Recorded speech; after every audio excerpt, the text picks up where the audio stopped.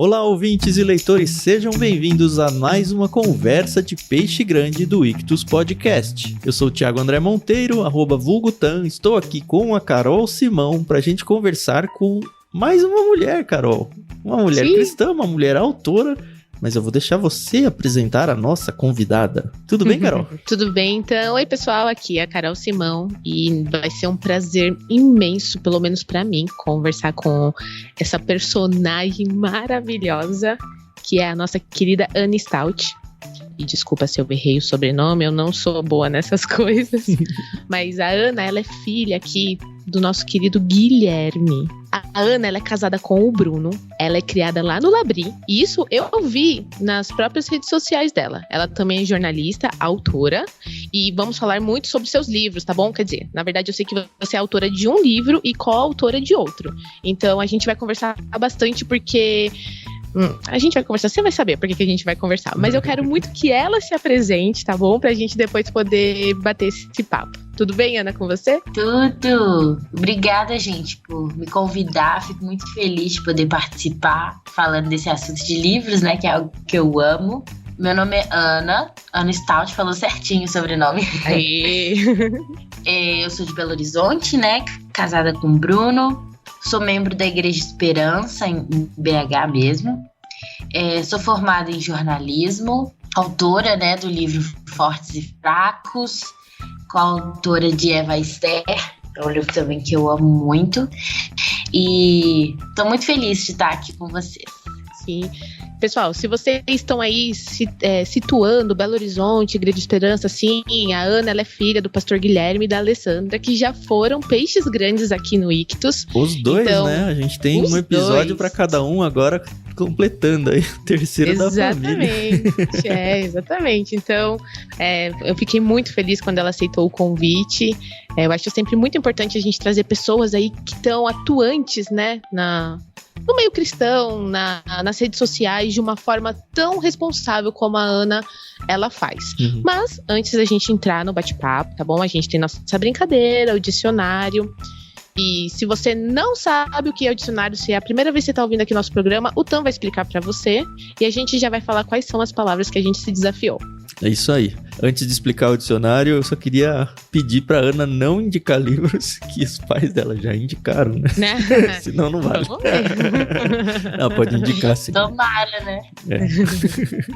Mas vamos lá. Pra quem é novo aqui no podcast, o dicionário é uma brincadeira que a gente faz entre nós aqui participantes pra gente descontrair e pra também descontrair vocês que estão ouvindo. Funciona assim. Cada um de nós desafia outro participante com uma palavra difícil ou pouco usual e essa pessoa tem que usar ao longo do programa a palavra dentro do contexto dela mesmo, sem explicar para vocês ouvintes o significado. Óbvio que a gente espera que vocês ouvindo essa palavra vão até o dicionário, porque talvez até fique meio sem sentido, mas enfim, é de cada um. E a gente tem como parte da brincadeira também um benefício para vocês, que qualquer uma dessas palavras funciona como código de cupom de desconto para você se associar ao Clube Ictus em qualquer um dos planos literários que a gente oferece lá. Esse cupom de desconto vai te dar 10% de desconto na primeira mensalidade de qualquer um desses planos. Conheça os planos que a gente tem lá em ictus.com.br. Lembrando que Ictus se escreve ICHTH US. E é isso. A gente fez os sorteios. Eu ganhei aqui de presente a Carol para desafiar. E eu vou desafiar a Carol com a palavra querelar. É um verbo, a gente lembra que pode conjugar à vontade no uso da brincadeira aqui. Aliás, se alguém esqueci de contar essa parte, né? Se alguém esquecer de usar ou não conseguir usar a sua palavra, no final do programa paga uma prenda que normalmente é falar um trava-línguas aqui para pagar um mico publicamente. Socorro! É surpresa pra Ana, é isso aí. Bom, o Thiago me desafiou com a palavra querelar, tudo bem? E eu vou desafiar a Ana com a palavra ruar. R-U-A-R. Legal. Eu vou desafiar o Tan com a palavra urdidura. Urdidura. É legal esse negócio de sotaque, né? É uma delícia o sotaque mineiro. Como eu gosto, viu? Olha, também. Que eu não gosto de sotaque carioca, eu gosto do sotaque mineiro. E é interessante que é muito perto um do outro em alguns sentidos, né?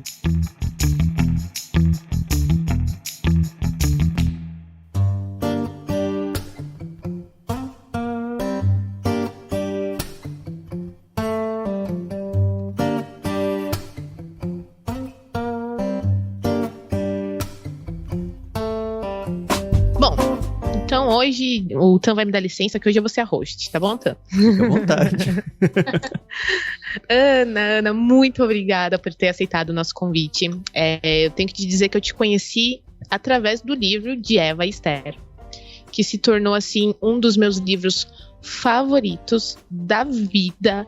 Me fez, assim, rever algumas personagens femininas bíblicas com outros olhos. E a gente tem um programa chamado Leitura Bíblica Comentada, o LBC, que se você não segue, dá uma procurada aí, vocês vão ver o que é a leitura bíblica. A gente faz uma leitura de um capítulo por semana da Bíblia. O comentário que eu fiz do livro foi quando nós estávamos em Gênesis, e eu falei um pouco sobre Lia lá, porque eu sempre tive a Lia como vilã, né? Ai, aquela coisa, ela roubou o marido da irmã e tal, pá. E, poxa, o livro ele me fez ter outros olhos. Mas você escreveu o capítulo de Eva, né? Aliás, você escreveu outras coisas, né? Dentro do livro. Eu escrevi o capítulo de Eva, Batseba, Azenate, Zípora e Esther. Olha, meio livro aí. Esther, isso aí. Mas assim, na verdade, o que eu queria conversar com você, não só sobre esse livro, mas pela questão da escrita. Como é que surgiu essa coisa de escrever? Eu falo porque eu sou uma escritora meio frustrada. Eu gosto muito de escrever. Carol, você escreve bem e tem medo de publicar? Eu acho que eu tenho medo, mas não é nem das críticas, mas é de expor a minha opinião no sentido de que as pessoas vão ler e vão falar: nossa, a Carol pensa isso? Ainda não estou preparada para esse tipo de crítica, mas eu queria que você falasse um pouco assim sobre essa questão da escrita. Você escreve muito bem. Eu queria muito que você falasse um pouco disso com a gente, por favor. Obrigada, eu fico muito feliz de saber isso. Eu acho que a escrita, né, ela começou em casa, comigo. A minha mãe que me ensinou a ler, foi uns 4 anos em casa, inclusive foi até nesse cômodo que eu tô aqui nesse momento. Que legal. A minha mãe é professora de história, né? Meu pai, na época, ele já dava aula, eu acredito, em alguns seminários. Então, aqui em casa, eu vivia com livros de todas as formas. E eu queria saber o que eles estavam fazendo o tempo todo, que era ler, e aí eu queria participar. E eu lembro que a minha mãe, ela me ensinou a ler.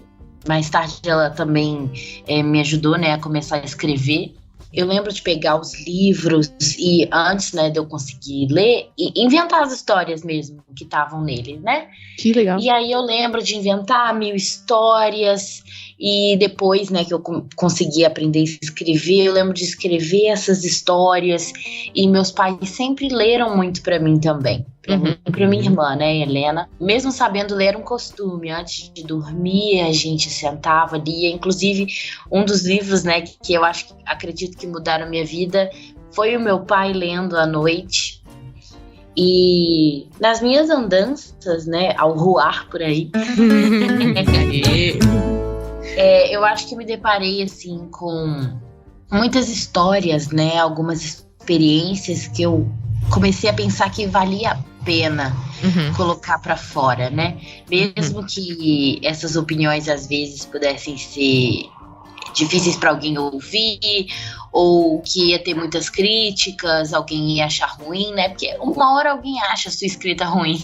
Não tem como agradar a todo mundo. Eu achei que valia a pena, ao menos pra poder contar a história que eu queria contar. Então, é mais assim... Sempre vai ter a crítica, isso não vai ter como mesmo. O que a gente faz é colocar ali no mundo e acreditar que tem pelo menos alguém que precisa ler aquilo ali, né? Eu, presente. Nossa, a Carol falou muito bem desse livro no episódio da Lia lá. Não, e assim, esse livro, quem me apresentou foi minha irmã, eu tenho uma irmã gêmea. Ela gosta de ler, mas ela lê coisas muito diferentes de mim. Então, eu sou muito fã de ficção, eu sou muito fã de livros também, não ficção, mas eu gosto muito de ficção e esse universo que me faz viajar. E ela não, ela fez seminário, então ela gosta muito de livros de teologia, ela gosta de livros de vida cristã prática. E aí ela falou, olha esse livro aqui, que legal. E aí eu falei, que legal. Aí eu fui e comprei pra ela, porque ela me mostrou só na internet. Eu comprei pra ela, só que antes de dar pra ela, eu li. Eu falei, deixa eu tirar aqui uma casquinha. E a gente fica dividindo esse livro. E ela fez várias marcações, só que assim, ela é maravilhosa no sentido de que ela pega e ela tira foto não do livro, tá bom, gente? Ela não tá fazendo nada ilegal, ela tira foto de trechos e fica mandando no grupo Tem um grupo de amigas nossas que somos mães e tal, e aí ela fica mandando, e aí fica todo mundo chorando, ai meu Deus, que maravilhoso, que não sei o que, e é fantástico, é assim, de verdade. Eu tô falando aqui com total sinceridade que esse livro é fantástico, então se você não leu ainda de Eva Esther, por favor, faça esse favor a você mesmo e compre. Quem sabe não vai no Clube Ictus, Carol? Eu fiquei com vontade de ler agora. Eu queria aproveitar para perguntar para a própria autora aí, né? Pelo menos coautora desse livro aí. Esse livro, ele é uma apresentação teológica das personagens, onde você vai pegar textos da Bíblia e você vai construir argumentos ou ideias em cima da personagem, ou você vai construir uma urdidura daquela personagem e trazer como uma história, assim, paralela. Como que é? Então, gostei demais da sua pergunta. Na verdade, a gente realmente cria uma narrativa em cima da história dessa personagem. Então, não é um livro de estudo teológico, assim, onde a gente faz uma reflexão em cima da personagem através de textos bíblicos, mas a gente lê a história dessa personagem na Bíblia e a partir dela a gente conta algum trecho, algo que a gente acha que poderia ter acontecido, como se nós fôssemos essa personagem. Uhum. Então, em Eva, né, eu escolhi o trecho que poderia ter sido ali a saída de Eva e de Adão do jardim. Uhum. Então, essa parte não é algo que realmente está escrito, né? A gente só sabe que eles saíram, foi colocado o anjo lá na entrada do jardim protegendo, e aí eu quis, né, com a licença poética, escrever como Eva teria se sentido nessa parte. Então, eu escrevo sobre como deveria ter sido para a primeira mulher, né? Sentir ali os primeiros sentimentos ruins também, né? Porque vem exatamente logo depois da queda. Então, como foi ter sentido frustração, ira, tristeza? Como foi ter sentido em razão do que Adão falou ali no jardim, culpou, né, a Eva junto, para tentar se tirar, como que foi para ela amar Adão e ouvir essas coisas e continuar amando e continuar confiando no Senhor, que eu acredito que ela deve ter confiado ainda, né, pelo resto da leitura bíblica, com a história dos filhos dela.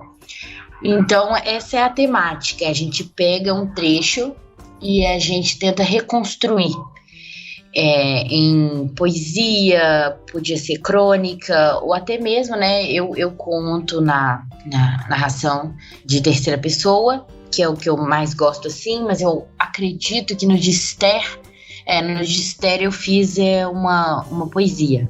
Uhum. E aí várias mulheres, né, nós somos 12 autoras no total, a gente escreveu aí de 1000 mulheres e espero muito que a gente tenha aí umas outras edições para falar sobre as que faltam e fazer as do Novo Testamento, né? Ai, que legal. Aí, ó, editoras. Na verdade foi a Thomas Nelson, né, que fez o lançamento dessa, né? Então, foi muito bom ela ter feito. Eu coloquei o pezinho lá na porta pra poder ir pro segundo. Isso aí, tá certo. Como é que foi conseguir ser publicada no Brasil, Ana? Você acha que o fato dos seus pais, principalmente seu pai, ter assim, um público foi importante e abriu a porta pra você? Eu tô perguntando porque essa semana mesmo alguém veio me procurar, eu tenho uma ideia pra um livro e tal, e como que eu faço? E você acha que eu devo escrever ou não devo? E a minha sugestão para a pessoa, e eu nem sei se foi uma boa sugestão, talvez você que enfrentou isso saiba responder até melhor, foi que ele deveria, antes de ir atrás de uma editora ou de escrever até o livro inteiro, ele ir atrás de construir pelo menos parte da audiência dele, do público dele, porque a impressão que eu tenho é que já não tem mais aquele negócio de você mandar um livro para uma editora eles, sei lá, ter um mágico de Oz lá atrás das cortinas que vai ler e fala, olha, encontrei o novo Tolstói aqui, vamos publicar. Hoje as editoras, eles querem que a pessoa já traga o público junto, né? Como que foi essa experiência para você? Foi bem isso mesmo. Assim, como eu comecei, né, com Eva Esther, eu acredito sim que tenha, de certa forma, uma influência do meu pai, porque eu conheci a Débora, né, através do meu pai. Uhum.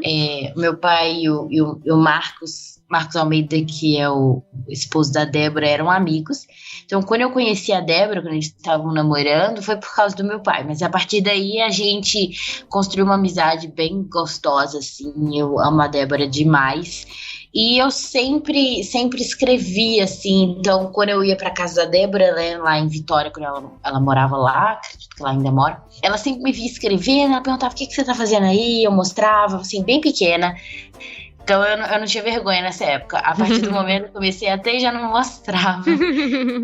Mas aí ela teve essa ideia brilhante de juntar mulheres para escrever sobre mulheres, dessa forma cheia de compaixão e tentando dar valor para essas mulheres, né? E aí ela me chamou. Falou, Ana, você topa escrever? O que você gostaria de escrever? Quais mulheres da Bíblia você assim, se identifica e quer escrever? Eu falei, olha, queria muito escolher Eva. Espero que ninguém tenha escrito.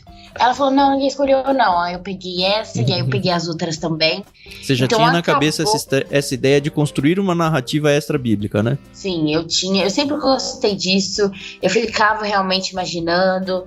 Às vezes eu penso muito assim, quando eu tô lendo, né, a Bíblia, eu às vezes vou assim pra outros lugares. Igual a Carol gosta de livro de ficção por isso.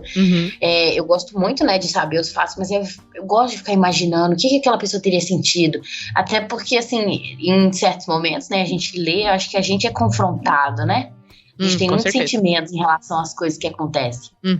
Mas foi assim que eu entrei na Thomas, foi a partir da Débora. O que eu achei também muito legal, de ter entrado por outra pessoa, assim, sem ser o meu pai, claro, ele é maravilhoso, me deu muitas portas, mas foi bom isso também.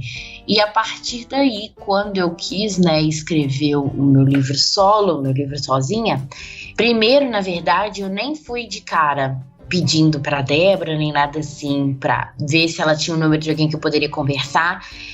Eu mandei, assim, para algumas editoras, mas a Thomas foi a única que me deu uma resposta positiva. Então, eu quis ainda cultivar a audiência antes, eu já fazia isso, mas não tinha também muita, não. Eram poucos seguidores na época, eu não ligava para isso também. Eu realmente tinha em mente que a pessoa que precisaria ser alcançada pela temática do livro, ela seria. Comecei a escrever, fiz um projetinho do livro, mandei. Algumas, inclusive, falaram, olha, você não tem audiência suficiente. E eu lembro que isso até... Que triste, né? Mas né? Pois é. Eu lembro que isso até me deixou um pouco frustrada na época. Eu fiz, não é possível. Eu preciso realmente, então, cultivar um público, assim, de internet, Instagram pra isso. Eu acho que, assim, não necessariamente, viu? A gente vê grandes autores que não têm uma presença na internet tão forte, mas né? Mas autores recentes, tipo, que viraram autores agora, você enxerga a gente assim? Eu não sei se recentes, acho que foram pessoas que sempre escreveram, mas os livros publicados são mais recentes, né? A gente vê, por exemplo, a Ruth Salviano, que é maravilhosa, mas professora, né? Sim. Dá aula há muitos anos, tinha cultivado alunos, mas na internet não era tão grande. Porque se a gente for parar pra pensar desse lado, eu poderia ter uma rede de contatos grandinha, né? Sim. Sem ser pela internet. Sim. Mas a internet hoje em dia conta muito. Isso é uma coisa que me deixa muito hesitante. Não sei se eu concordo. A internet é muito boa, maravilhosa, né? A gente tá gravando esse episódio graças a ela. Sim. Mas... Quando resume só a isso, né? A questão é que o brasileiro, ele não lê muito. E as editoras, trazer um autor desconhecido é um risco para ela, que se ela conseguir evitar, ela tenta. Então, porque ela é uma empresa, ela precisa dar lucro. E a gente já, tanto eu quanto a Carol, a gente já trabalhou em editora, a Carol ainda trabalha. A gente sabe o quanto sua uma editora para conseguir virar o mês, basicamente, né? Sim, e ainda mais autores nacionais. Eu acho que a Thomas Nelson, ela tá sendo muito feliz, publicando autores que a gente já conhecia da internet, de ministérios, como o Pastor Emílio, a própria Ana, tem a Fernanda Wittwitz, que são pessoas que fazem a diferença. Quando eu falei no início que a Ana, ela traz com muita responsabilidade a fala dela na internet, é porque é verdade, entendeu? Então eu acho que a Thomas Nelson, ela tá sendo assim uma pioneira, é uma aposta muito grande e tem dado certo, né? A gente vê que tem dado certo. Só tem que bater palmas mesmo. Eu acho que eles avaliam muito a temática, quem tá falando realmente, se essa pessoa ela realmente tem responsabilidade sobre o que ela fala. Sim. E realmente acho que é sensacional também. Eles estão publicando muitas mulheres. Exato. Que será algo que em outras editoras a gente vê bem pouco, né? Pelo menos nesse meio de vida cristã prática, teologia, que é muito legal. Então, assim, também foi igual luva. Eu fico muito feliz da Thomas ter aceito, porque também era uma editora que eu sempre admirei muito, né? Tem os livros deles aqui. Sim. Então, nossa, foi realmente a mão de Deus. Que bom. Thomas, não sou nada a querelar, tá bom? Só agradecer.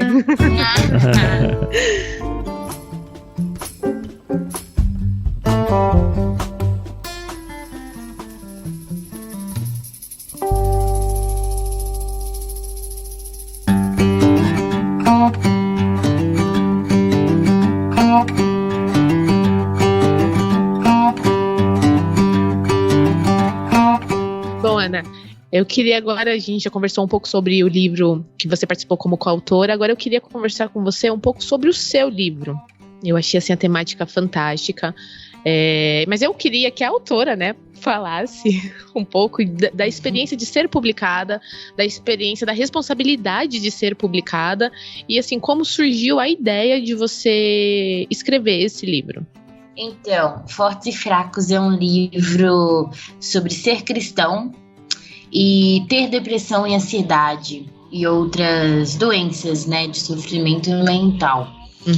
Foi um livro que surgiu da minha própria história, né? Eu tenho ansiedade e depressão há mais de 10 anos, é algo que eu luto, é uma luta diária minha. Então, esse tema ele é muito importante para mim, porque é um tema que sempre esteve comigo. Eu sempre quis entender por que eu tinha depressão e ansiedade, o que isso tinha a ver comigo, com a minha história, com os planos de Deus. Quando eu era menor, né, essas coisas não se encaixavam. Eu não conseguia entender por quê, qual o propósito disso tudo. E à medida que eu fui crescendo, né, que eu fui em tratamentos, hoje em dia eu continuo, né, com um tratamento psicológico, mais medicamentoso, acho que é importante falar sempre. Eu fui percebendo que tinha graça na jornada, essa jornada de aguentar esses sofrimentos, de conseguir testemunhar que eu não pertencia ao sofrimento. E à medida que o tempo foi passando, eu achei que a graça de Deus em me suprir nesses momentos de pura dor, ela não podia ficar só pra mim. E eu lembro de conversar isso muito com os meus pais, com o meu psicólogo, né? Eu tinha medo de parecer também como se fosse simplesmente um desabafo, né? Eu não queria que parecesse só isso. E a gente foi construindo essa ideia juntos, até mesmo para eu ter essa coisa muito forte, assim, eu quero escrever, eu estou abrindo essa fragilidade para o mundo e eu também preciso ter o entendimento de que pessoas podem receber isso de forma ruim, as próprias coisas que eu às vezes denuncio no livro pode acontecer comigo e eu tenho que ter até uma segurança emocional para conseguir fazer isso. Mas eu achei que valia a pena, valia o risco, né? Então no livro eu conto tanto experiências minhas, de crises, de momentos complexos, cheios de dor, quanto eu também exponho certos, né, preconceitos teológicos que existem contra isso, que eu acredito que já está mudando muito, mas antes, né, a gente ouvia muito que depressão e ansiedade era falta de fé, que era um pecado. Sim. Isso, ou demônios, né, eu já escutei bastante pessoalmente. Então, apesar da gente achar também que com a internet essas coisas não existem, tem muito. E hoje eu recebo, assim, diariamente muitas mensagens de pessoas que foram feridas dentro da igreja com isso, falta de acolhimento, de ter medo de ir em psicólogo, ter medo de ter remédios, né, de que o remédio mostraria então que ela realmente não tem fé. Então, ao longo desses períodos, né, que eu fui vivendo isso, vendo os outros viver, eu falei, não, eu acho que é o momento. Sim. E eu comecei a ler muito livros com essa temática e eu comecei a ver que os livros seguiam a mesma linha, que era muito pastoral também. Eram como se fossem livros de aconselhamento, mas de conselheiros para conselheiros. Ah, tá. E eu comecei a achar que existia uma lacuna, né? Que era de quem sofre para quem sofre. Então, um livro que eu gosto muito de alguém que teve, né, esse contato era do Wilson Portes, né, que ele fala sobre a depressão do Spurgeon. E aí foi nesse livro que eu falei, caramba, eu acho que tem algo para ser falado. Eu acho que a gente precisa falar sobre essa temática com mais compaixão, mas também com esse olhar mais do coração. E aí eu comecei a escrever, sempre mostrando, assim, para quem estava perto de mim. São os meus leitores beta, né? Então, o pessoal que estava perto de mim. E aí eu falei, não, vou publicar mesmo. E eu acredito que seja uma das melhores coisas que eu já fiz, porque a dor, ela deixou de ser algo que me resumia, ou de que era só eu, e ela passou a ter, de certa forma, assim, algo mais redentivo. Essa dor não era algo que me consumia, ela era algo que saía de mim, ia até Cristo, era transformada, e outras pessoas poderam ser ajudadas, né? Eu acredito. Que legal. Então, eu fico muito feliz. Sim. Não, assim, é incrível mesmo. Ana, você é filha de pastor, né? Eu acho que esse é um título que você carrega, né? Querendo ou não. Eu falo isso porque eu também sou filha de pastor. E a gente acaba tendo uma outra... As pessoas olham a gente com outros olhos, né? Eu até falo que isso é um pouco errado, porque às vezes colocam a gente num pedestal que estamos longe de estar, né? E é um pedestal muito alto que a gente vai cair. Exatamente. A gente vai decepcionar as pessoas, a gente vai errar. Você falando um pouco assim sobre ansiedade, sobre depressão, obviamente que a gente se enxerga um pouco nessa, né? E você acha assim que o fato de ser filha do pastor ou ser filha do Guilherme de Carvalho contribuiu com isso ou não, Carol, nada a ver isso? Que viagem. Eu acho que de certa forma, não exatamente ser filha dele, né? Mas as expectativas que as outras pessoas ao nosso redor colocam sobre ser filha dele, com certeza causou um pouco isso. Eu lembro de escutar desde pequena, essa aí é muito inteligente, hein? Daqui uns anos eu quero ouvir uma palestra. Isso desde pequena, assim, em qualquer lugar que eu ia. E eu comecei a ficar, assim, um pouco angustiada, assim, eu preciso entregar. O que eu vou entregar? E aí eu comecei a realmente achar que o meu valor estava no que eu fazia, ou no que eu entregaria. E isso realmente foi um processo muito difícil, que hoje em dia eu me vejo observando por aí, né, quando eu vejo, assim, alguém também que é filha de pastor, em falinhas, assim. Eu já vi muitas vezes, tem um casal lá da igreja que é um casal também que sempre esteve, assim, desde a fundação, e quando eu vejo alguém fazendo um comentário meio assim, aí eu, mas deixa brincar, né? O que você tá brincando? Eu tento dar uma mudadinha, assim, no roteiro da conversa. E eu acho, sim, que a gente tem que tomar mais cuidado com o jeito que a gente fala.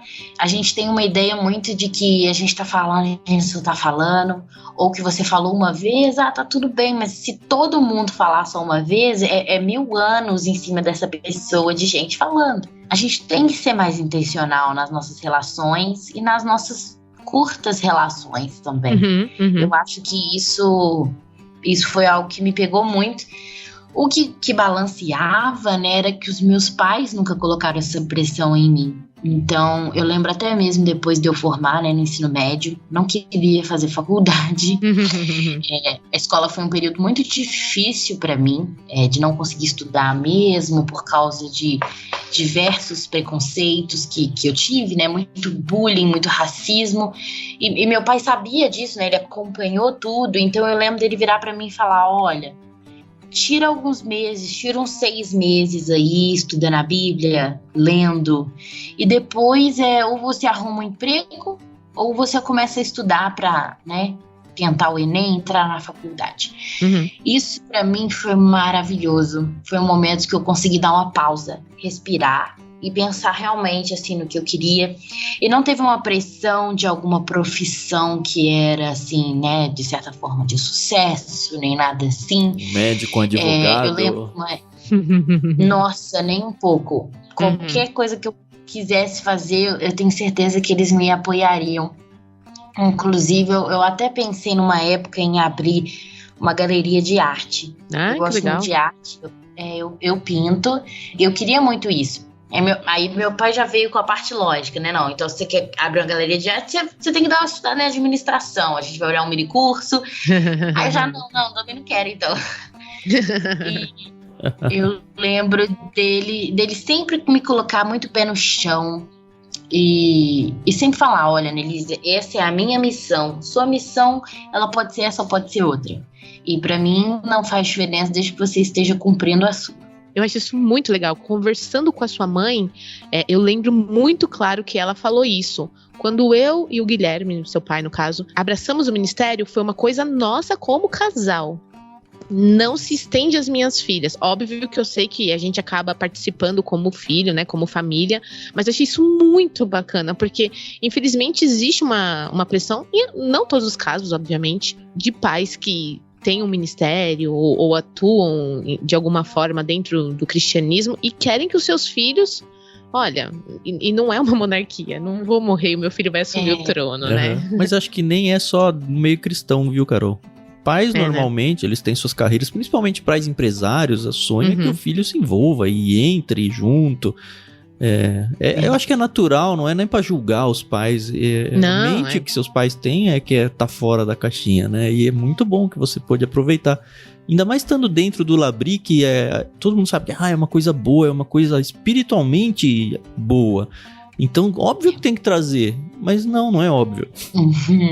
Pois eu tenho um envolvimento bem grande assim com o Labri, mas a minha irmã, por exemplo, não tem tanto, a área dela é outra. A minha irmã, ela é super artística, ela é tipo a Carol, sabe? Ela gosta mais de livro de ficção, não é tão fã assim de ficar lendo tanto livro de teologia, e gosta muito de desenhar e tá fazendo design de moda. Ai, que legal. Então, ela é focada em outra área. E tá tudo bem isso. Sim. E eu cresci mais nessa parte de querer aprender mais, de me envolver mais com o Labri. E eu fico muito feliz por isso. Mas eu acredito que também seja uma coisa do Labri, sabe? Apesar da gente crescer dentro, são poucos os filhos também de obreiros que continuam, sabe? Sim. Acredito que seja também porque quando os pais estão nele, acaba que a família toda tá. Então, igual meus pais estão há 13 anos no Labri, eu tô há 13 anos no Labri também. E isso acaba, às vezes, trazendo ali um esgotamento pela quantidade relacional de energia que a gente tem que doar, né? E eu dou graças a Deus pelo cuidado dos meus pais de conseguir equilibrar isso. Espero aí um dia, quem sabe, poder servir ao Labri de certa forma também. Mas eu fico muito feliz por isso, por ter crescido nele. Quem não conhece o Labri, depois vai lá, gente. É uma casa de vida cristã, uma casa de entendimento de espiritualidade, onde você consegue reunir, né, a sua vida profissional, espiritual, vida familiar, para conseguir viver uma vida mais integral em Cristo. Sim, ó, eu estarei lá, hein? Já fiz minha inscrição agora em 2022, eu e minha esposa estaremos lá, hein? Se Deus quiser. Perfeito! Então a gente vai conseguir se ver. Exatamente, ó, eu vou conseguir ver a Vanessa Belmonte, o pastor Guilherme, A Alessandra, agora a Ana. E quem sabe eu consigo ver o pastor Igor, hein? Eu não sei se ele não faz parte do Labri, né? É da igreja, né? Não, mas ele é um amigo, né, de Labri. Então, ele às vezes dá palestras, mas tá na igreja também. Acaba que às vezes você consegue ver ele, às vezes passa lá pra tomar um café. Que legal. Eu acompanho pelas redes sociais e tô na expectativa. Tá crescendo a expectativa, mas eu estou muito ansiosa, realmente. Uma ansiedade gostosa de estar aí. E se Deus quiser, agora em agosto, a gente vai conseguir dar uma passada aí. Meu medo é a Carol não voltar. Olha, não sei. O pessoal costuma dizer que quando você vai, você conhece, você se encanta, né? Então, eu acho, viu? Então, a gente nunca pode dizer não, né? A gente sempre tem que olhar. É meio que num guarda-roupa de Nárnia. Ixi!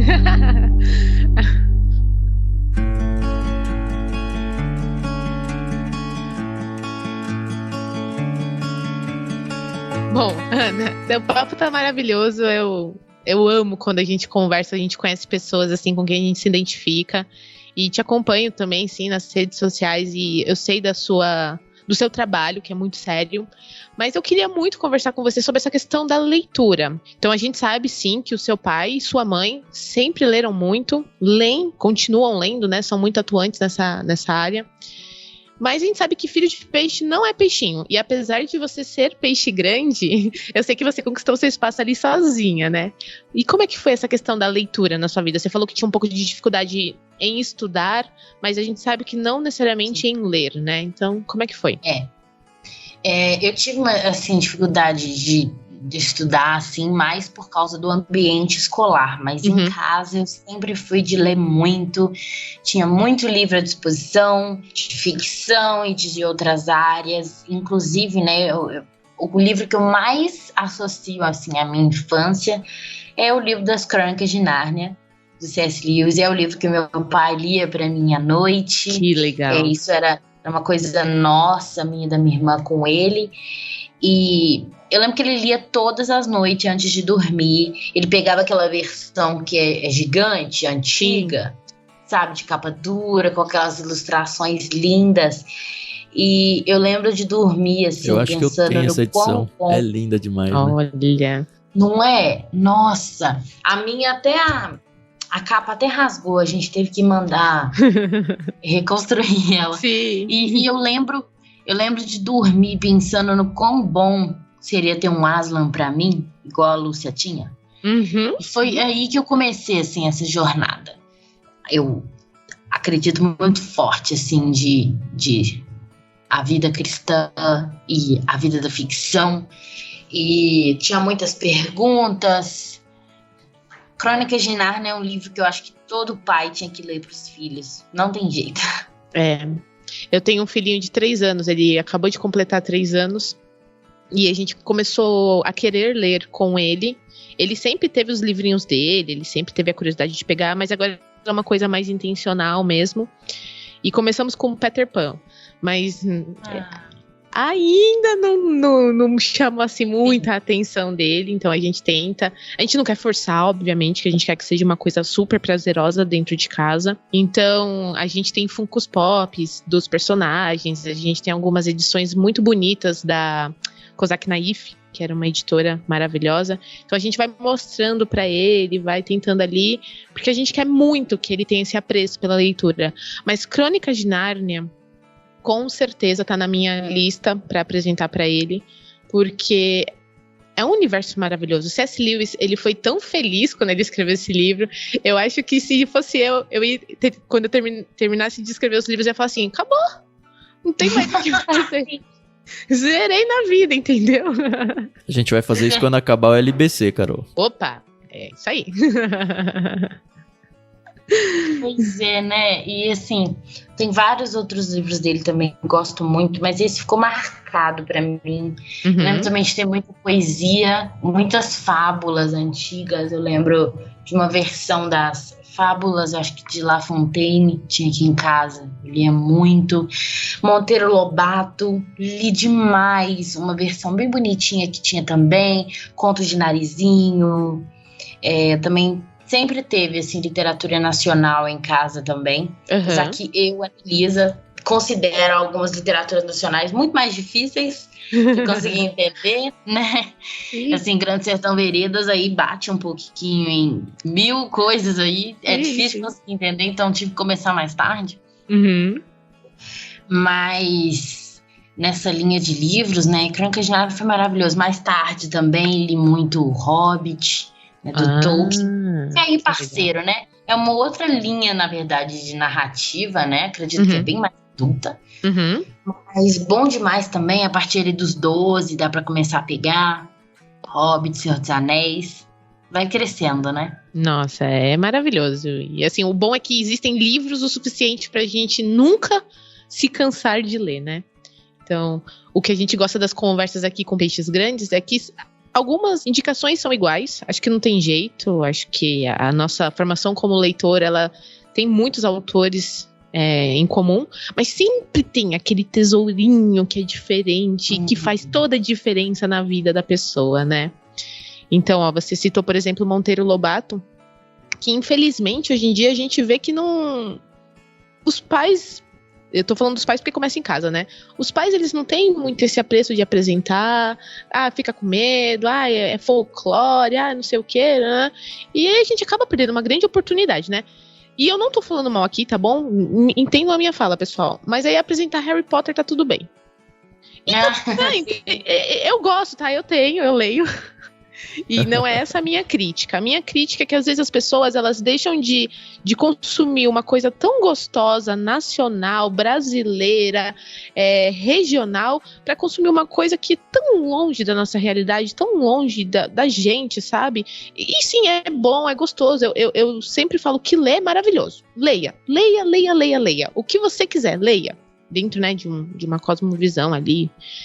Mas eu fico assim chateada que as pessoas, elas esquecem desses autores que você citou, por exemplo, Monteiro Lobato, Graciliano Ramos e tantos outros, né? E seguindo nessa linha, né, uma das minhas autoras favoritas da vida é a Adélia Prado. Não tem condição, a poesia dela realmente é uma poesia que molda. Pra quem quer começar na Adélia, qual que é a porta de entrada? Muito difícil, porque eu não acho eu acho que eu comecei com um livrão dela, que é um dos meus favoritos, que é o Adélia Prado Coleções, que são vários livros juntos, sabe?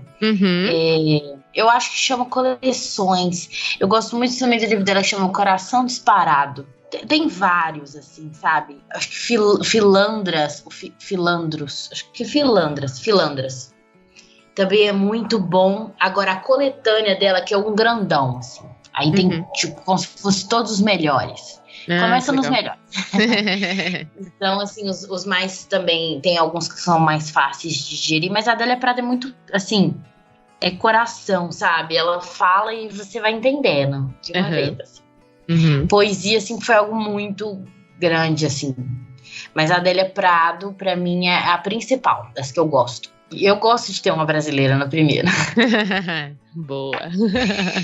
O pessoal fala, né, que quando traduz, a gente perde um pouco, né? Então o pessoal fala, você pode até ler Dostoiévski, mas você nunca vai ler Dostoiévski igual o pessoal do país deles, porque você sempre perde na tradução. Então a gente ter uma Adélia Prado e poder ler e sentir isso de primeira, entende? É um privilégio, igual eles têm deles. Sim, verdade. Tá certíssima.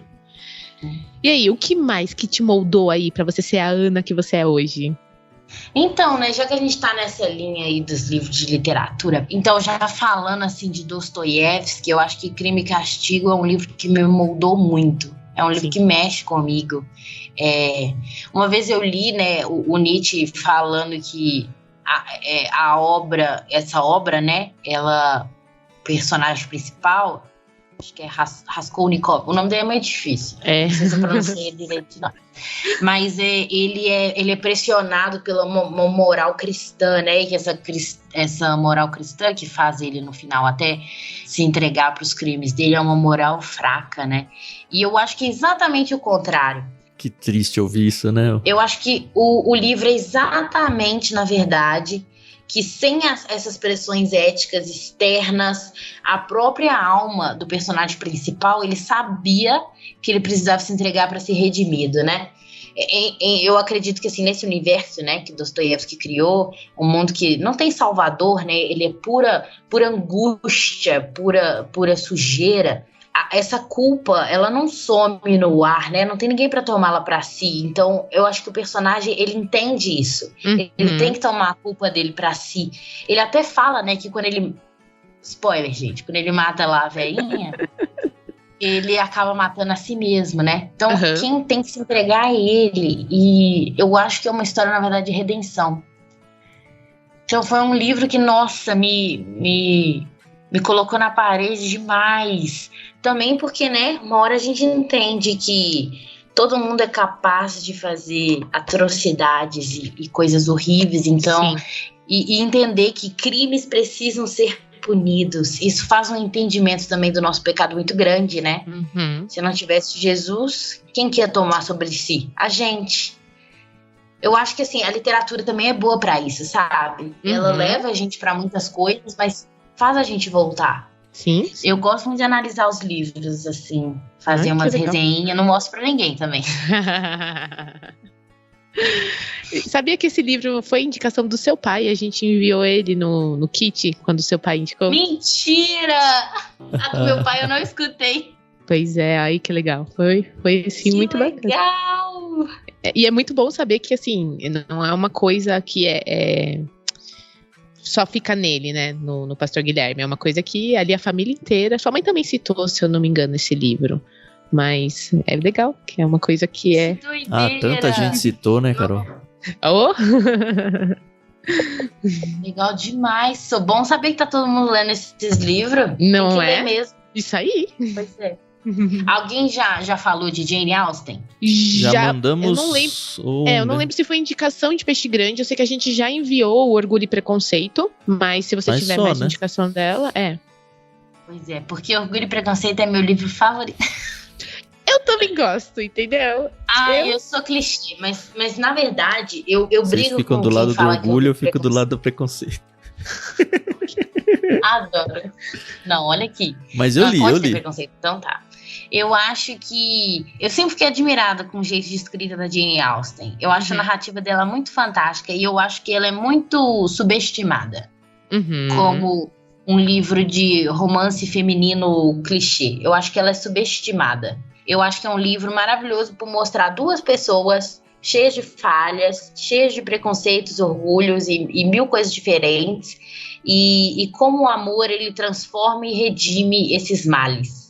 E eu acho que, assim, os livros da Jane Eyre são exatamente na mesma linha. Que eu também vejo muita gente julgando, principalmente dentro das igrejas, como um livro super feminista. E é o contrário, gente. São histórias redentoras, na verdade. Se você observar, assim, a narrativa, você vê que ela pega... São sempre assim, ela se expõe em pecados. A Jane Austen, inclusive, coloca isso até nos nomes, né? Orgulho e preconceito, persuasão, que pode vir de manipulação também. Emma, né? Que é um preconceito ambulante, no caso, no início do livro. Ela expõe os pecados e ela redime os personagens através de histórias de amor. Que lindo. Isso é fantástico. Sim, é mesmo. O pessoal também fala que eu sou clichê, mas... gente, não, é tão bom. Exatamente. A gente tem tanto problema na vida. Deixa ser clichê nos livros.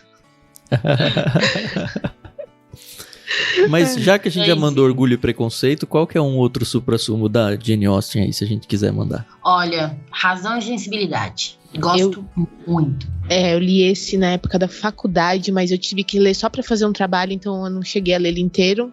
Mas o que eu li, eu gostei. Então... O que eu menos gosto é o Persuasão. Ele me irrita um pouquinho, porque a personagem principal, ela é irritante. Mas o Raskolnikov, ele é irritante, o livro é fantástico. Total.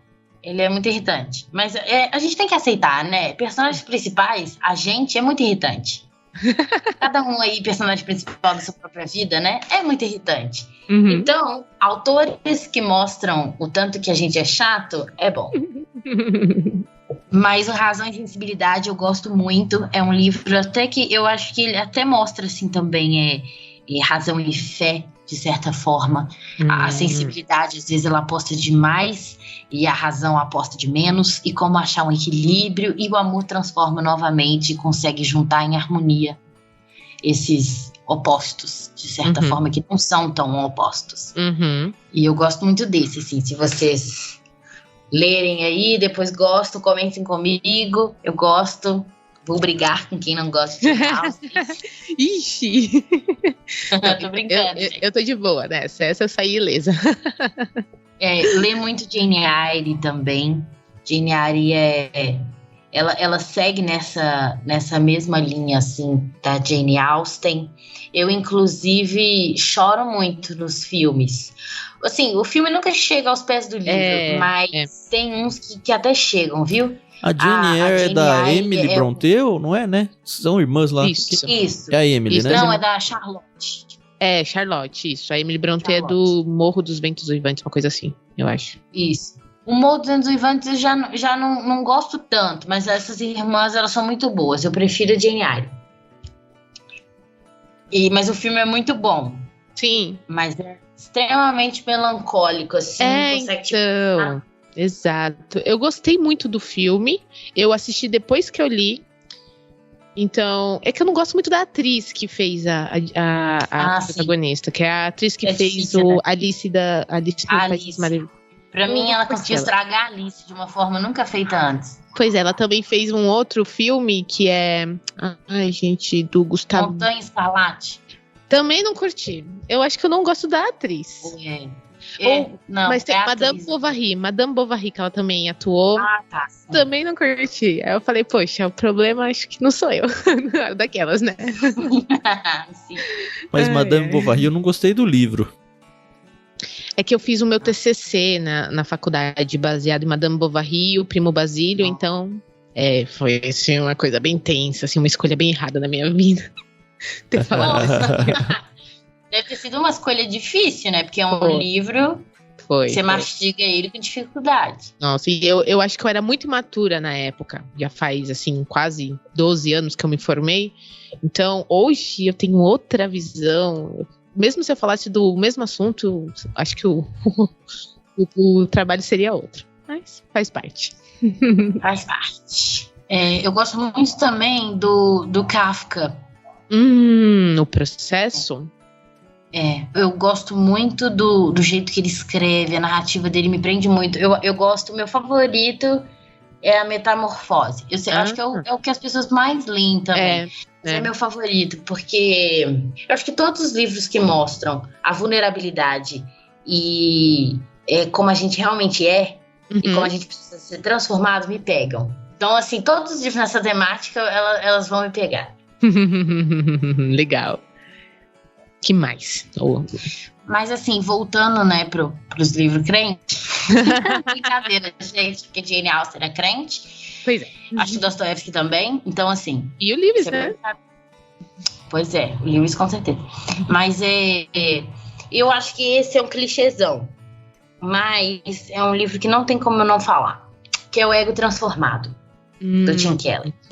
Que é um mini livro. Mas, assim, eu acho que você tem que ler ele, assim, umas 3 vezes por ano para fazer aquelas remissão de pecados trimestral. Boa. É um dos meus livros favoritos. Porque toda vez que eu leio, eu vejo o quanto eu preciso mais ser humilde. E que eu não sou realmente alguém bom. E isso, igual aos outros livros, eu acho que o Tim Keller, ele fala, né, sobre o problema da gente ter a nossa identidade firmada no desempenho, na autenticidade, que a gente precisa ser confrontado com a realidade, que a identidade de um cristão verdadeiro não pode se basear em nada além de Cristo. E eu acho que a gente precisa ser continuamente relembrado disso, né? Não tem como a gente continuar procurando o nosso valor nas coisas que a gente faz. Porque, né, nada que a gente poderia fazer vai ser grande o suficiente, mas porque tudo que a gente faz, né, e todo o pecado que há em nós também não vai nos prender. Então, ao mesmo tempo que a gente não vai conseguir ser grande o suficiente, a gente também vai ser salvo. E isso é bom. Então, eu gosto muito da mensagem desse livro. Da humildade que transforma o ego. Fico muito feliz pela vida do Tim Keller. E é um livro tão curtinho, né? Pra gente ver que a mensagem ela é simples e direta. E ela atinge, assim, você em cheio. Então, eu já li esse livro. É bom que dá pra reler, né? Várias vezes pelo tamanho. Então, exato. Não é igual Crime e Castigo, que você tem que ler uma a cada 5 anos, talvez. Nossa, mas tô com vontade de ler de novo, viu, Carol? Putz. Sério? É que tem tantos outros na frente e enormes, mas eu acho que eu vou acabar lendo ele mais uma vez na vida, pelo menos. Um outro livro também que eu acho que ele deu até uma febre, assim, me moldou, não tem como. Você é Aquilo que Você Ama, de James Smith. Sim. Olha que legal, vou falar aqui, desculpa pessoal, um parênteses bem grande eu vou fazer. Eu li em conjunto Você é Aquilo que Você Ama e O que é uma Família, da Edith Schaefer. Nossa. Então, assim, foi um combo na minha vida que eu parei pra rever e repensar. E eu lembro que eu falava assim pro meu marido: olha, lê isso aqui. Isso aqui não é fantástico? Não, lê isso aqui, pelo amor de Deus. E aí eu lembro que eu falei a mesma coisa pra minha mãe, pras minhas irmãs, minha sogra.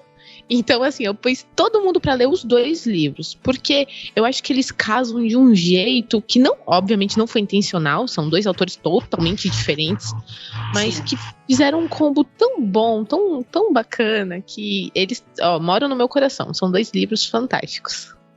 São demais, né? Eu amo as analogias que o autor faz, de que se a gente não tá cultuando ao Senhor na igreja, né?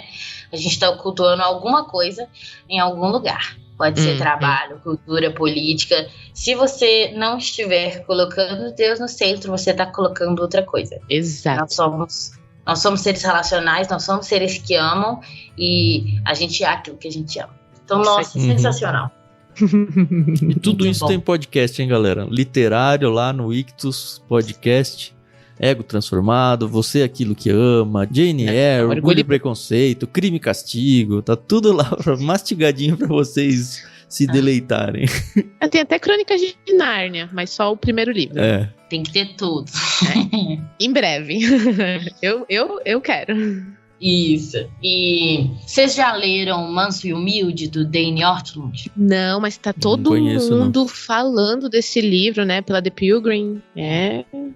Esse livro, ele me marcou muito porque ele ensina como o coração de Cristo, né, ele pode transformar a nossa vida. Então, como as principais características de Cristo, que é ser manso e humilde, pode transformar a nossa vida e realmente fazer a gente verdadeiros imitadores de Cristo. Sensacional. É um livro que eu acho que todo mundo tem que ler. Apresenta pra gente realmente o cerne de Jesus e vários, né, uma mistura de devocional e estudo bíblico. Ele passa por várias passagens que apontam para a identidade de Cristo como resposta para as nossas dúvidas e angústias, que na verdade são problemas do nosso ego. Junta muito aí com o ego transformado, mas mostrando assim outros lados, né? É um livro muito legal mesmo. Pois é, eu sinto muito, eu sou uma cópia. Porque assim, o próximo que eu ia falar é um que eu acho que o meu pai falou. Mas tudo bem, pode ser que a gente não tenha mandado ainda. Mas esse me mandou, não tem como, é verdadeira espiritualidade. Eu não lembro se foi. Eu tenho ele, mas eu não sei se foi pelo Ictus. Mas é sempre bom saber que um livro é tão bom que marcou 2 pessoas ou mais. Hein? Pois é, o Verdadeira Espiritualidade, né, do Schaefer, eu acho que é um livro indispensável para quem quer conhecer assim, os aspectos centrais assim, da verdadeira espiritualidade, né? Então ele sobre os conceitos fundamentais da vida cristã, salvação, morte, ressurreição de Cristo, a importância disso para as nossas vidas. É um livro que, assim, me pegou, porque... É bom, né? É bom. Porque é bom. Livro bom pega. Exatamente. Tem um outro livro que é muito bom, eu acho que eu até tô com ele aqui. Vocês já leram, não sei. O Limites, do Cloud e Townsend. Não conheço. Quando dizer sim, quando dizer não. Assumindo o controle da sua vida. Aí, graças a Deus, um livro. O Limite, é isso? Chama Limites. É do Cloud e Townsend. O nome é meio estranho mesmo, dos autores. Mas é um livro sensacional. Esse me confrontou muito. Ele tem outras versões também. Limites no casamento, acho que é limites na criação de filhos, mas esse é o principal, limites. E é um livro que, na verdade, você começa a ler achando que você vai aprender a botar limites nos outros e você aprende que você tem que colocar limite em você. Então, é um livro super confrontador. É um livro realmente para quem, assim, nós somos seres relacionais, a gente precisa se relacionar, a gente precisa entender como respeitar o outro e respeitar a gente, respeitando a Cristo. Então, é um livro muito bom para isso, sabe? Uhum. E acho que, assim, ele é da Vida, Editora Vida. Editora Vida, tô vendo aqui. Isso. Eu espero que ele ainda tenha por aí. Inclusive, o meu exemplar é da biblioteca dos meus pais, gente. Que delícia! Vou roubar, não devolvo mais. Tomara que eles não ouçam esse episódio, né? Pode escutar, mãe, pai, não devolvo. Boa. Eu gosto muito, assim, dos outros livros também, do C.S. Lewis, Os Quatro Amores. Explora a natureza do amor, né? O amor verdadeiro, o ágape acima dos outros e redentor dos outros. É um livro que eu gosto muito. Esse foi o primeiro livro do Lewis que eu li. Eu gosto muito desse livro, dos Quatro Amores, porque a gente fala tanto, né, sobre eu te amo, eu amo você em Cristo, e é legal que ele coloca ali no papel quais são os amores, e por que o meu amor pelo meu irmão é diferente pelo meu amor pelo meu pai, é diferente pelo meu amor pelo meu cônjuge, pelo meu filho, e coroando tudo isso, tem o amor de Deus, né, por nós. Então, esse é top, esse aí é que a gente acabou de enviar ele. Mas é muito bom ver que tá todo mundo lendo esses livros que moldam a gente, né? Exatamente. E que podem fazer o diferencial também na vida de alguém, como fez pra gente. Muito bom, né? Ana, olha, eu queria muito agradecer. O Thiago sempre fala que eu só estraga prazer, que eu vou cortando barato, que eu vou... O estraga prazer hoje é o meu vizinho, ó. Vou deixar só pra vocês ouvirem porque que eu fiquei em silêncio, ó. Isso aí, Thiago. É isso aí, né? É a vida. Não há progresso sem bagunça. É, né?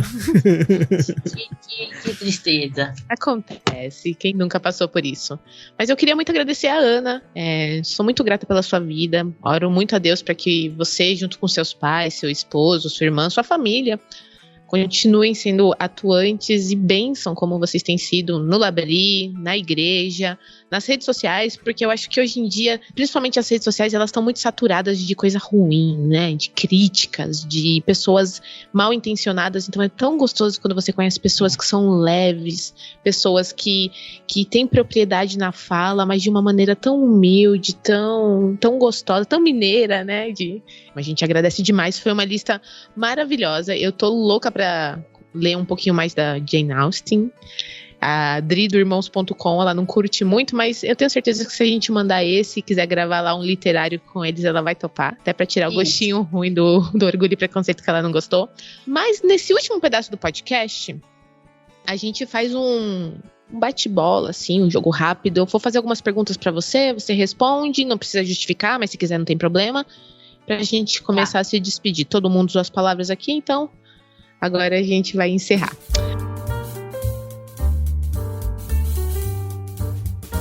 Ana, você prefere o livro físico ou digital? Físico. Eu tenho que pegar nele e sentir o cheiro dele pra conseguir entender o que tá escrito. E você tá sendo adepta a audiobooks? Ou, por enquanto, você prefere se concentrar apenas nas palavras, sem ter alguém narrando pra você? Eu acho um pouco difícil o audiobook ainda, porque eu sou uma pessoa muito visual. Eu tenho que pegar realmente, eu tenho que fazer marcação. Então, quando fala, tem algumas frases ou palavras que eu não escutei direito, tenho que ficar voltando, aí eu perco a linha do raciocínio. Então, assim, eu sou uma pessoa antiquada. Mas eu acredito que o audiobook é muito bom, né? Principalmente para as mamães ou o pessoal que não consegue ler tão rápido. Ou, né, você tá indo no caminho do trabalho, precisa colocar. Eu ainda tô nesse processo de me adaptar. Tá certo. Você tem alguma meta de leitura no ano, no mês, no semestre, ou você vai lendo conforme vai aparecendo? Eu normalmente vou lendo à medida, né? Pegando o livro, vou lendo, mas assim, às vezes eu coloco metas, pelo menos uns 3 capítulos por dia, depende também, né, do tamanho dos capítulos e das tarefas do dia. Sim. Mas eu tento, assim, ser um pouco flexível. Eu vou ler realmente para entender, não só para terminar a quantidade de livros. Legal. Exato, aí se eu tô lendo para entender, Então, assim, né, vai indo, às vezes vai ser 2 livros por mês, às vezes vai ser uns 4, às vezes vai ser 1, depende do tamanho do livro, de como for a minha dinâmica de trabalho. Então eu tento realmente, assim, respeitar os meus processos, mas antes eu tinha, assim, uma vontade muito grande de só ler, acabava que não fazia diferença, porque eu não entendia tudo. Nossa, olha, isso é a primeira vez que eu ouço algo assim, tô maravilhada, porque realmente tem muita coisa que a gente lê que você fala, o que eu li? Né? A assimilação é maravilhosa. Gostei dessa. Eu até acho que eu leio de forma rápida, mas eu tenho tentado também me desacelerar. A gente precisa desacelerar em tantas coisas da vida, né? A gente não precisa ter tanta pressa. Então eu não preciso ler todos os livros do mundo. Os que eu ler vão ser bons pra mim. Então, mas você costuma ler um de cada vez ou você lê 2, 3, 5, 10, 15 ao mesmo tempo? Sempre li uns 5 livros de cada vez. Esse ano eu parei de fazer isso e eu só começo o outro depois que eu terminar um. Não tem porque a não ser que, né, que seja para preparar alguma palavra ou algum estudo, aí, claro, você acaba tendo que ler vários. Mas se é pra mim, eu tô tentando fazer essa rotina de litúrgica, de ficar com um só e me contentar com um só. Tá sendo bem difícil. Já deu pra sacar qual que é o melhor cenário, não? Qual dos dois? Então, eu acho que, né, pra intelectualidade seria ler 1000 ao mesmo tempo. Mas, pro meu entendimento que eu preciso fazer as coisas sem pressa, eu não vou morrer porque eu não tô lendo 2 livros ao mesmo tempo, tá? Tudo bem. E acaba que eu até tô me concentrando mais. Assim, às vezes eu tenho que dar aquela parada na ansiedade de, nossa, termina esse livro logo pra começar o próximo. Mas isso tá sendo até um bom exercício de eu conseguir dar uma controladinha assim na ansiedade. Sim. Eu acho que é até uma maneira de controlar a frustração, né? Que às vezes a gente se coloca ali um limite. Eu quero ler 3 livros esse mês e quando chega o final do mês e você não conseguiu ler, é uma coisa frustrante, né? Então, é uma boa tática. Exato. E é bom, você coloca um na sua mente e se você terminou um, você... Tá tudo bem, olha que legal, você terminou um livro. Sim, exatamente. Mas você já costuma, já fez, abandonou leituras no meio do caminho? Não curti, tentei até onde deu, mas não deu. E tá tudo bem, né? Já. Assim, eu fico com esse trem na cabeça, quero voltar. Mas tem uns livros que não tem como, principalmente se é muito ruim. É, realmente. Tem uns que não Quanto dá, que realmente. você precisa ler pra decidir que ele é ruim? Assim, depende do livro, né? Eu já peguei uns de ficção que em 10 páginas dá pra saber. Quando a escrita é muito ruim, não tem, assim, um roteiro. Desde o início, às vezes, né? Principalmente quem lê muita ficção, assim. Mas se é teológico, se começa já longe, assim, dos princípios que a gente acredita, falando bobagem, eu paro.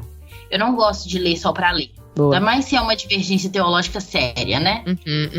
Sim. Agora, dependendo se é uma coisa ou outra, dá pra filtrar. Tá certo. A última pergunta aqui que eu vou fazer é: como é que você olha essa questão da curadoria? Hoje a gente te chamou para você ser a curadora do Clube Ictus, deu uma lista aí fantástica de livros. Mas como é que você olha essa questão da curadoria, não só de livros, mas de qualquer coisa? Hoje em dia tem curadoria até de café, né? Eu acho muito legal. Eu acho que é porque normalmente, né, a gente vai atrás desse pessoal que é mais especialista, né, em determinada área ou outra, e eu acredito que o trabalho é sério, é algo que eles gostam de fazer, então a pessoa, ela se dá um pouco também. Cada coisinha que ela indicou, ela tá dando um pouquinho dela, e um pouco da experiência dela, e eu acho isso muito legal. Eu gosto muito de ficar vendo curadorias de filmes, arte, né? Principalmente pintura, culinária, tudo que envolve esse mundo artístico, eu gosto muito. E eu sigo muitas pessoas que fazem aí curadorias de livro, postam resenha. Acho muito legal. É fantástico a gente querer ajudar uns aos outros com as coisas que a gente gosta.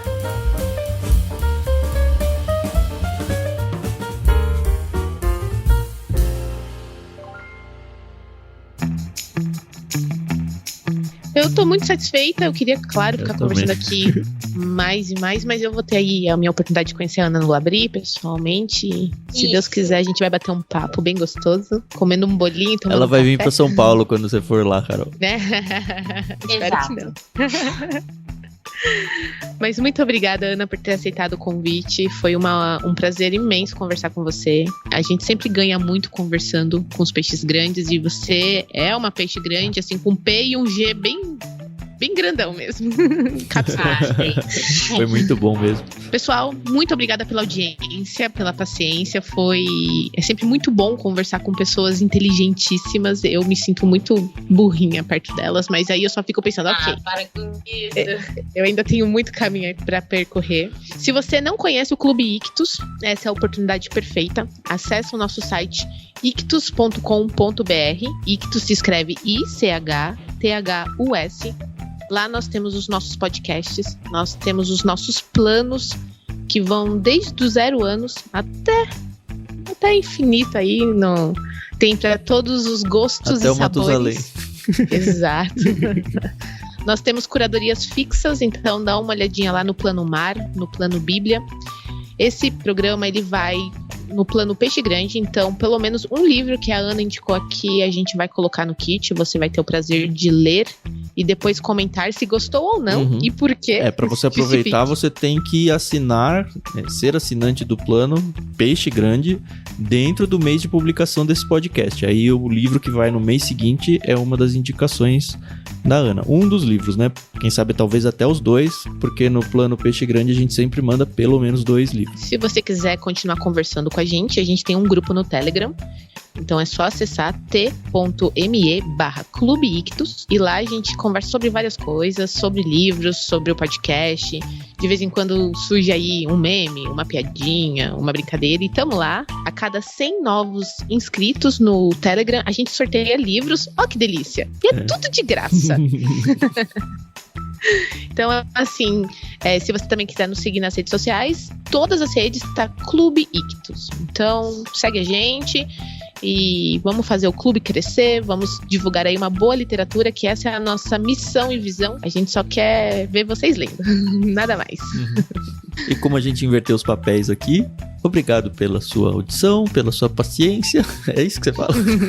Exatamente. E tchau, tchau. Aliás, a gente esqueceu de pedir pra Ana deixar os contatos dela aí, né? Redes sociais e tudo mais. Aí, Fica Ana, à vontade para dar suas palavras finais, Ana.